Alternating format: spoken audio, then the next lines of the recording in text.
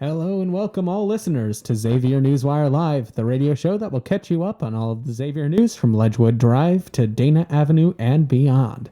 Today, it is November 9th, and we are bringing this show to you live on XUFM. I'm your host, David Ludwig. And I'm Will Pembroke. And in this episode of Newswire Live, you're going to hear the multimedia crew bring you the rundown of the COVID-19 update on campus with Erin Albright and special quotes from Jeff Coleman. As well as a local elections update with our managing multimedia editor, Hunter Ellis. A lot of alliteration there. And Chloe's campus update, as always. And finally, a very special interview with Newswire's backpage editor, Aidan Callahan. All right, that's enough intro for me now, so let's get right into the show. At this time, I'm going to turn it over to Erin Albright. As COVID-19 has swept through the country, universities have had to make major adjustments to campus life and learning. Jeff Coleman, Vice President of Risk Management and Chair of the COVID-19 Task Force, detailed the financial implications COVID and hybrid classes have had on the university, as well as Xavier's plans for the next 2 semesters. Xavier's COVID Task Force implemented a detailed plan at the beginning of the semester to counter any large instances of students spreading the virus to each other. Hybrid classes, diligent mask wearing, and social distancing have all kept case numbers down across campus and amongst faculty. Coleman explained that the university has the capacity to host 35 students in isolation and 200 quarantine students, should on-campus numbers rise to those levels. All things considered, we feel like we're in a very good spot. And I think it's just a reflection of the fact that we put together what we thought was a really strong game plan, and then the students have just taken it and run with it. I was out on campus today walking around a little bit after lunch, and I didn't see one student without a mask on, even outside. And so I think it points to, how much the students want to be on campus and stay on campus. And so, we're just thrilled that they've taken the community commitment that we put together so seriously. Xavier also made a large investment into new equipment to serve the community to the adapting learning style. Hundreds of sanitizer stations, PPE equipment, and in-classroom technology to serve the hybrid learning has cost the university over $2 million. This technology is said to benefit students and faculty long after the pandemic. Over the past 9 months, the university has taken a large financial hit with the lack of athletics and events at the Cintas Center. Coleman also explained that higher education as a whole has taken a large hit. Across the nation, universities have had to adapt to new requirements, such as increased airflow in buildings, and have made major adjustments to classroom setup that have not been cheap. For Xavier, the new mobile order app to make reservations at the dining hall is yet another expense. In addition to the effort students and faculty are putting in to remain on campus, the COVID Task Force is monitoring the data they have collected and updating their approach to testing for next semester. Currently, 5 to 6% of the student population is being tested weekly, about 200 to 300 students. The team has observed where the most cases are coming from, and it aims at identifying the highest risk category amongst the student population. This group could be among off-campus students, residential students, club sports athletes, or even majors that require clinicals. The risk assessment model that is being developed will pinpoint exactly where the university will need to expand its screening testing to. It will give insight to how students are coming in contact with the virus, allowing the university to adjust their plans to prevent further exposure. The plan for next semester to test more students each week, specifically in the highest risk group, is in line with Governor DeWine's request to consistently test asymptomatic students. And that's in line with a few weeks ago, the governor put out some guidance that said all universities should be testing 3% of their asymptomatic students. Well, given the level of testing we were already doing, we felt that we were already past the 3% mark, but we felt like we could strengthen up our risk assessment process and even do some further testing. So that's really on our radar to fine-tune that over the semester break. Since the beginning of the semester, Xavier has only seen one large spike in cases. That was in early October when the school had over 40 cases and had over 400 students in quarantine. This has since gone down, despite the worsening COVID conditions in the surrounding region. As Hamilton County is seeing a dramatic rise in cases and has recently moved on and off the COVID watch list, Xavier has seen little effect on campus. Coleman explained that the team was concerned the county might be marked purple level, indicating high exposure and spread of COVID. As of now, Hamilton County remains shy of the purple level watch list. We were concerned because what was happening in the county around us, right? So we were seeing the surge around us, but we never experienced it on campus. Since seeing that spike on Xavier's campus in the recent rise in Hamilton County, Coleman said the school's case numbers have reached a comfortable, manageable range. Once past that spike just over a month ago, the task force knew they could handle cases and spread on campus. Looking ahead to next semester, no major changes are being made to learning methods and COVID rules. We don't anticipate any major changes to our plans for next semester. We think there'll still be the hybrid option. Our focus will still be on in-person classes when possible, but we will also provide that hybrid option for most classes because we need to maintain the social distancing in the classroom. Things could always change over the 2 months students are at home, but the task force is ready to adapt and pivot to what changes must be made to keep the Xavier community safe. So far, no cases have been identified of the virus spreading amongst students and faculty while in the classroom, which is a positive sign that the university's efforts to maintain social distancing is working. The hope for fall 2021 is that it will be a much more traditional school experience, but that is dependent on a vaccine. But we're going to be planning for a traditional semester in fall of 21, but we're also going to have plans in place should we need to have a similar semester as this fall and next spring. As rumors spread throughout the country of a vaccine hopefully becoming available within the next 12 months, the task force plans on waiting for specific guidance from the Centers for Disease Control and Governor DeWine as to distribution to students and vaccine requirements. As the semester comes to a close and students look forward to returning in January, Coleman wishes to remind the Xavier community that the work is not over. Despite having no major surge in cases, the same level of effort must be put in to slow and stop the spread of the virus. But then beyond that, I would say, the game's not over. So I view the semester break as kind of a halftime, in a football game. We feel very good with how we performed the first half. Like I said, we feel like we had a very strong game plan, and the students just knocked it out of the park for us. But we can't drop the ball and let our guard down.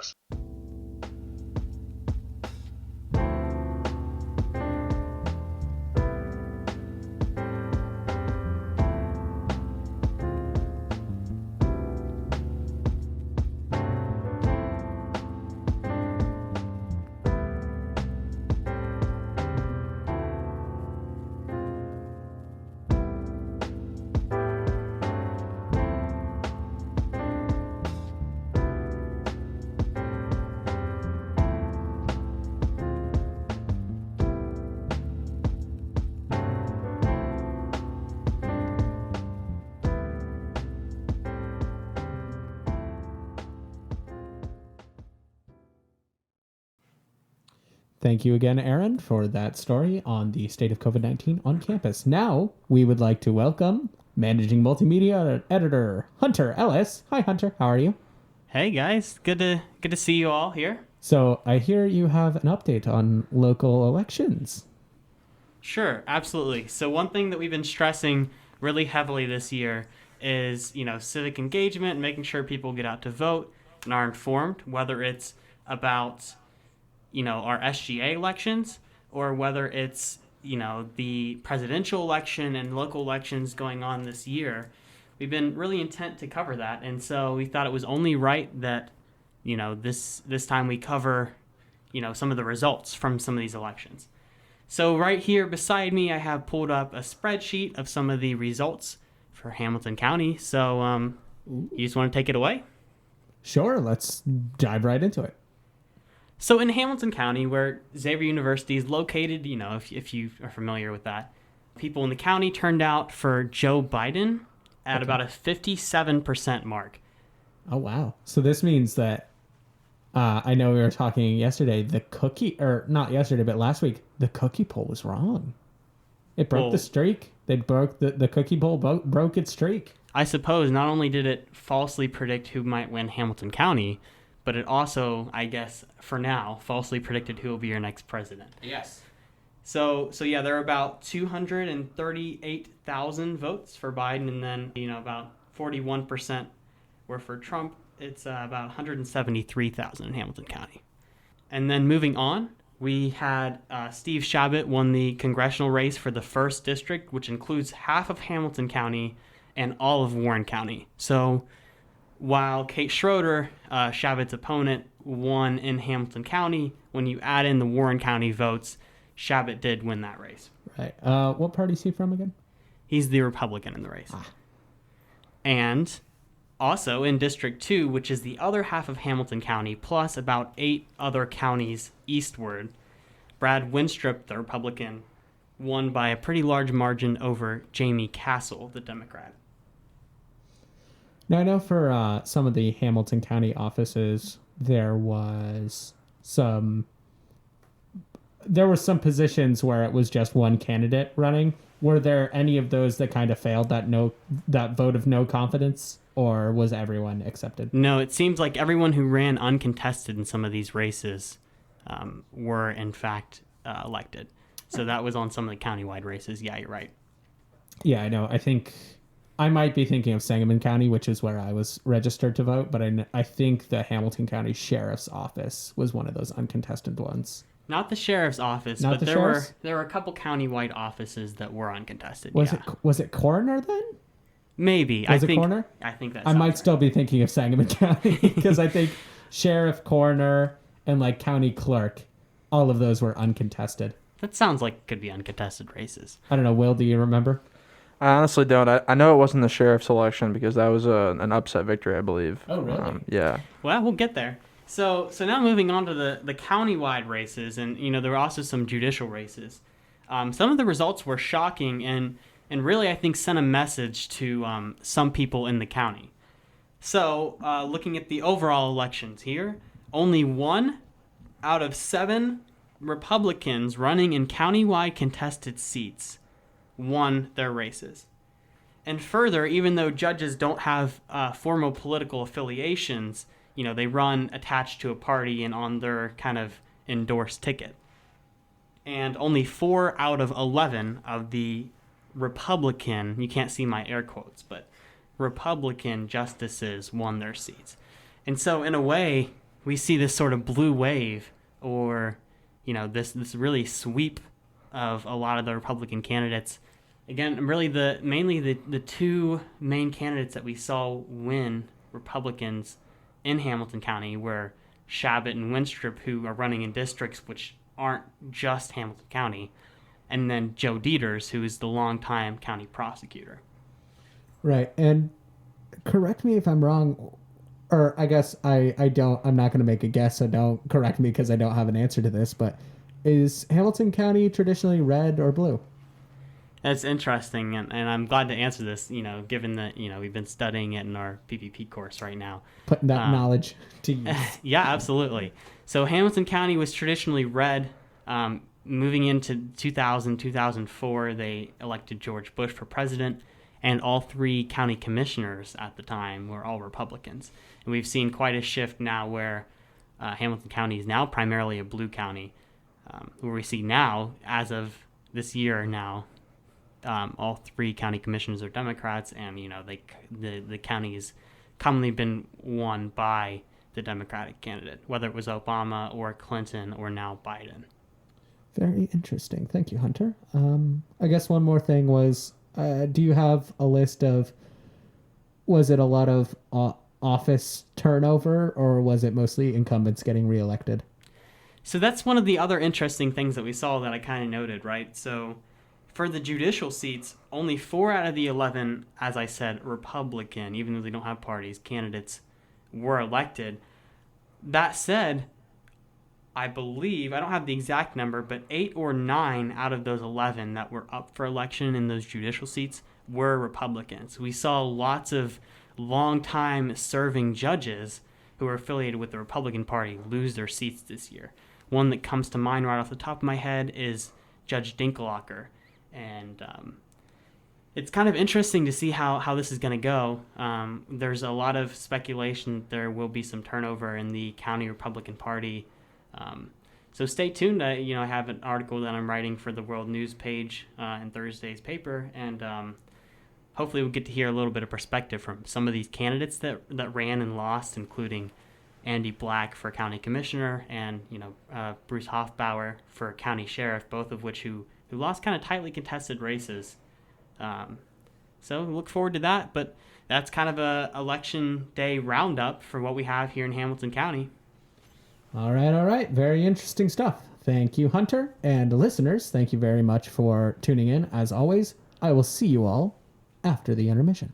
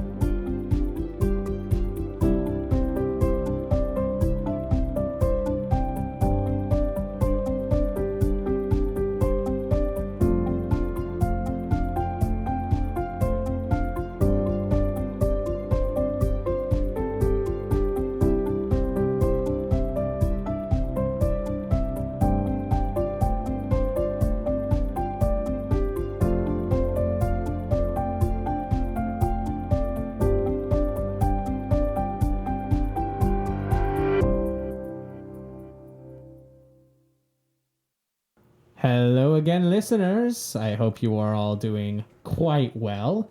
A little bit of fun news today is we actually have this episode a partner. So, Will, would you like to take that away? Hello, guys. Today's episode is brought to you in part by the award-winning memoir The Long Stem is in the Lobby by Jerome Mark Antle. It is said by the president of Columbia Pictures to be, in quote, two comparable works, J.D. Salinger's epic A Catcher in the Rye and Stephen King's Stand By Me. It is the book of the year for nonfiction humor. Description of it is, Jerry's rose-colored shades come off in the 60s. He came of age, forgot he was still just a kid, and conquered marketing. Hollywood could not have written it better, and it's true. All right. Thank you very much. Just a reminder that the song you heard over intermission was, as always, the wonderful, beautiful Inspiration by Rafael Krux. If you have any thoughts or feedback for us at the show, send them over to the Multimedia crew. The email address is xaviernewswire@gmail.com. And if you missed any of our episodes, you can find Newswire live episodes on YouTube. You can also find clips, so that's very fun. Just search Xavier Newswire to find our channel. Now, our weekly segment, Chloe's Campus Catch-Up with Chloe Salveson. Take it away. All right. Let's get right into it. So Dr. Cynthia Greer, Dr. Tom Hayes, and Dr. Judith Lewis, the deans of the colleges of Professional Sciences, Williams College of Business, and College of Nursing, spoke with SGA today regarding students' concerns of class format and satisfactory and unsatisfactory class options.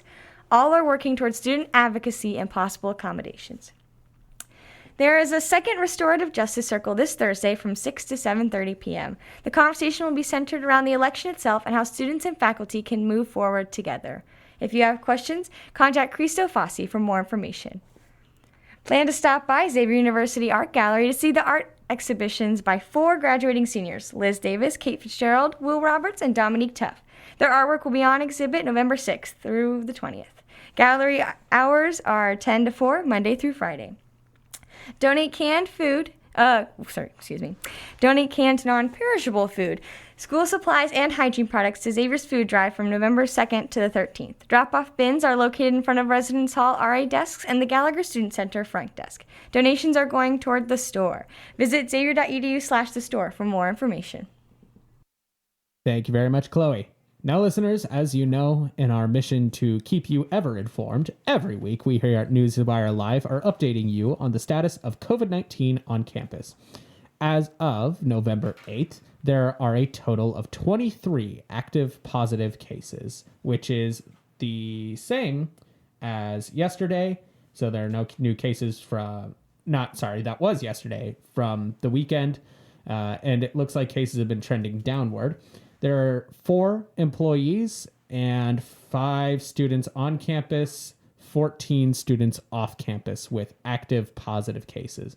Additionally, as of Thursday, November 5th, there are 31 students in quarantine on campus, with 24 in their residence halls and 7 in their designated quarantine space, as well as 94 students quarantined off campus, which is down from last week. Now, I'm very excited about this. We have a special guest for you. It is the one, the only, the man, the myth, the legend, Aidan Callahan, editor of the back page for the Newswire. Hello. I'm happy to be here. Hey, Aidan, how's it going? Honestly, I'm a little bit nervous just because you guys are building me up so much. I don't know if I'm a man, if I'm a myth or a legend, but, you know. Could be all 3. We never know. Maybe. So, would you like to just give us a little day in the life? Of the back page editor? Of the back page editor. Well, okay. I'm not editing the back page every day, you know. Yeah. On normal school days, I'm a normal man. But every Wednesday, you know, the Newswire crew gets together and we edit for anywhere from like 8 hours to like 12 hours sometimes. Basically what that entails is I collect 2 articles a week, usually like something funny, such as like, I don't know, this week doesn't really count because it's the satire issue. But, you know, it's just stuff like, a classic example is if buildings on campus were musical artists, such as, what was it? I think Hailstones was MF Doom because it's underground, which is just classic, you know, something like that. And then I whip up some horoscopes, you know, I look at the stars, I look at how the planets and the stars are aligned. Consult with the eldritch deities. Exactly. I pray to my gods, I pray to Cthulhu to come up with correct, 100% accurate horoscopes. And yeah, so I come into the office on Wednesdays. We put together a full page in a program called Adobe InDesign, which I'd never heard of, but it's used for papers like this. And so I just put the page together, and hopefully people laugh. That's the goal. So you had made mention of this past week being the satire issue. Yes. For those that don't know, the back page is typically, or almost always, completely satirical. A lot of fun jokes and just overall a good time. How would you say the satire issue came together? Where was that idea founded from? So every year for April Fools, the Newswire does, you know, an April Fool's edition, and it's everything's satire, more parody, but, you know, satire and parody. And so this year, our wonderful editor-in-chief, and I'm not just saying that because she's probably listening, decided that with, like, all the stress with, like, you know, the pandemic and, like, the election stuff, she wanted to give us a chance to just, like, have fun and relax after all that hard work, after all that hard reporting. So we decided to do a post-election April Fool's satire edition for this past week. And yeah, basically what that means is it's the exact same issue. Everyone's doing the exact same thing, except every single article is just ridiculous. It's a back page article, basically, on every page. So I was told that you have 5 favorites Yes. from this last week's paper, so we'll just let you go on that. Yes. So I don't know. I feel like the Venn diagram of who listens to this program, who reads the Newswire, is pretty much a circle. But just in case you haven't read the satire edition, I highly recommend it. It is very fun. We had a great time putting it together. But just in case you're a busy man, don't have time to read a full paper, I put together the greatest hits, if you will, of the satire issue, the must list. And so let's jump right into that with number 1. One of, I actually think, the most important articles, probably the only important article in this whole edition, was the front page article, XU decries 3/5 compromise. An article. Just threw me for a loop right away. So yes, Xavier decided just now was the time to say we no longer are supporting the 3/5 compromise. And there's funny interviews with people who are just basically saying like, wait, what? They hadn't done that yet? That's topical. No, now yeah. With, But see, Fenwick, yeah. See, that's the best thing about this article, why I'd give the number 1 slot, is that it's not only just like a funny joke, it also, like, it's really, people really are kind of upset about, like, how Xavier has been handling, like, recent stuff, and this article directly parodies that, and directly parodies how, like, Xavier has been responding. Oh, voice crack. It happens all the It's time. on the air forever now. It's on the YouTube page. We gotta put that on a specific clip of just Aidan voice crack. God damn. But yes, it's just a funny article, a lot of funny stuff. At one point it references Davis Dukes. Of course, wonderfully portrayed by Topher Grace in Black Klansman. And who doesn't like a Black Klansman reference? Sure. So what's our number 2? Number 2. Banger Hall installs new Krispy Kreme location. Now, this Wow. article... That's out there. I mean, well, to be fair, it's parodying how much honors students, you know, kind of get a bit more than their fair share, some would say. Preferential treatment. Exactly, yeah. Like, How 'cause many I mean, honor students do we have in this room? A couple. yeah, I mean, I don't One know. or about- 2. But yeah, I mean, I just feel like sometimes it becomes a joke how much the honor students, like, they get their own library and altar, yeah. No, I totally. So I think get this is a that. perfect just parody of that. And it's hilarious. I highly recommend giving it a read. All right. Number 3. This is a bit of a cheat. Okay. But I'm going to say the entire op-ed page Really? has Wow, one what a- article. Wait a second. What a I see cop-out. it over there. There's... Okay, so one of these articles is why we should use white ink. And if you couldn't guess, it's all in white ink. So it's just a blank spot on the page. Aidan turns the page, and I immediately just see a block of nothing. Yeah, and Charlie, our op-ed editor, Charlie Gustavo, tried to take it a step further. He usually runs the credits, so the credits are also all white ink. Yes. But a lot of other really funny stuff on this page. We need some national treasure, an op-ed about how we need more treasure hunts on campus. Yeah. A funny article called Displace All White Students, you can assume. And an article by me. What? You got back into writing? Yeah, I mean, only for the satire. Yeah, Only for right. the Came out of satire. retirement. I did, just to write a hot take that good things are good. Aw. And bad things are bad, importantly. Oh, importantly, very importantly. Yes. So number 4. Number 4. I never read the sports page. Okay. Never once. I don't know what's going on. Appreciate the honesty. But He's an honest new lad. intramural sport to bore and educate. Competitive podcasting. I think we're winning. Yeah. I mean, yeah, We're I think in that these guys sport. are the We're in winners that on league. campus. But yes, it's just a hilarious article about a podcast competition where they don't really describe the rules, but just some funny stuff. Especially considering this final quote. Do we have time for me to... Yes, Yeah, we you can do. give us a Please. quote. Please. Take as much time as you need. Entice the listeners. I'm trying to entice them. So, this article ends with a quote from Father Graham, one of my favorite people on campus. Yeah.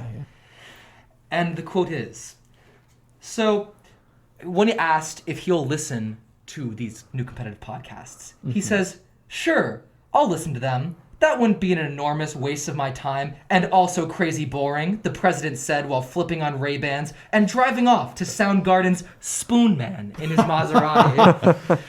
That's just a good image. Like, I like to imagine that. I like to put that in my head. Sounds very Joe Biden, because, he likes the glasses. He does, doesn't he? Yeah. I think Father Graham needs to add something like glasses to his Does why not? Father... He should wear them at the basketball games. Hot take, Father Graham needs to accessorize. Honestly? We need him to be more materialistic. That's what we need. I mean, David, that could be a back page article right there. I know. I've been meaning... Free ideas just given to you right now. Just giving it to me. I might be a little biased because Backpage is how I got my start in Newswire. And now you're here. And now I am here. Interviewing What a me. story. Honestly. What a story. My former boss and my real boss. I am sandwiched between them, literally. It's a tasty sandwich. It's very tense. Part 5. I'm so scared for my job. The final article is, and I swear I didn't choose this just for the title, but it's a good one. Okay. Music majors voice minor concern. It's just a classic. It's like That's a title article. Yeah, exactly. That's a great one. No, but see, I was also worried this would be a title article, but you'd actually be surprised, especially if you're like a band nerd, like if you're in band now or like were in band in high school. Right. There's just so much classic stuff in here. Okay. Like just stuff about trumpet players and their spit receptacles. Like, Oh boy. These are It's taking me back. stuff. Taking me back. Players. And if I can put in one more quote. How am I supposed to play violin with a mask on? Jonah Brahms said, clearly playing a string instrument wildly incorrect. So yeah, just all around classic. There's a lot of good stuff in this article. Sounds fantastic. Now, before we go, Aidan, we were wondering if you don't know, we do hot takes on the show. We do. Almost every week. Just the best of the best from around campus. Do you have any Xavier hot takes? Aside from good One things or many. Well, I mean, I feel like we've already talked about one of my hottest takes. Yes, that's true. Father Graham needs to accessorize. Sure. Because I feel like this man, he needs something like imagine if we knew the Father Graham scarf. Like if there was a Father Graham scarf that he always wore around. That would be iconic on campus. It'd be iconic. He needs an item. Exactly. People would. Oh, that would be the hottest selling item if he had a in the cane? bookstore. Perhaps a tasteful satchel. Cane. No, a cane with Or a satchel would be good diabolical. too. A what? Or a man purse. A tasteful satchel. Yeah, honestly, I feel like he's got a lot of stuff to carry around in there. Yeah. Newswires, hopefully. Ooh. Yeah, Newswires. Yeah. Nice plug. Nice plug. That's actually one funny thing I would really like to add is that in each one of our past 2 satire editions, we've included a Photoshop of Father Graham. So this time it was him as Frodo with the ring above the volcano. Last time it was him in front of a sign that says no sex. But the funny thing is, he hates it. He hates when we Photoshop him. I don't know why. But you keep doing it anyway. We keep doing because come on. It's great. Yeah, Father Graham famously not a fan of when I roast him on the back page. Oh. But I'm still a fan of him. Yeah. He's great. Wow. Well, thank you, Aidan, for stopping by. Thank you for having me. This was an absolute treat. Great time. Thank you, Aidan. Before we head into the outro, I'd like to again talk about the sponsored piece of today's show, the award-winning memoir, The Long Stem is in the Lobby by Jerome Mark Antle. As said by the president of Columbia Pictures, 2 comparable works, J.D. Salinger's epic A Catcher in the Rye and Stephen King's Stand By Me. It is the book of the year for nonfiction humor. Description is, Jerry's rose-colored shades come off in the 60s. He came of age, forgot he was still just a kid, and conquered marketing. Hollywood couldn't have written it better, and it's true. Off to you, David. Listeners, unfortunately, that is all the time we have for today in this episode of Newswire Live. Thank you so much for tuning in to the show today. And if you have any thoughts or feedback, questions, suggestions, comments, or concerns, send them right over to the Multimedia crew at our email, which is xaviernewswire@gmail.com. We'd like to give a special thanks to Carolyn Youngquist, a senior music education major at Xavier, who produced the intro and outro music you heard in today's show. At this time, we'd also like to give a shout out to our guests and staff who made this episode possible. Thank you to multimedia editor and tonight's producer, Hunter Ellis. Assistant Multimedia Editor and co-host Will Pembroke, Newswire Editor-in-Chief Heather Gast, Newswire Managing Editor Alex Budzinski. Our campus correspondent is Chloe Salveson. Our radio reporter is Erin Albright. And thank you to our guests, Jeff Coleman and Aidan Callahan, for your wonderful contributions to today's show. Without all of these people, this episode would not be possible. If you missed any episodes, you can now find Xavier Newswire live episodes and clips on YouTube. Search Xavier Newswire to find our channel. But of course, we'd love to have you live, so don't miss our next episode, which, as always, is Monday at 7 p.m. Until next time, this is David Ludwig. And Will Pembroke. Wishing you a musical Monday evening and signing off.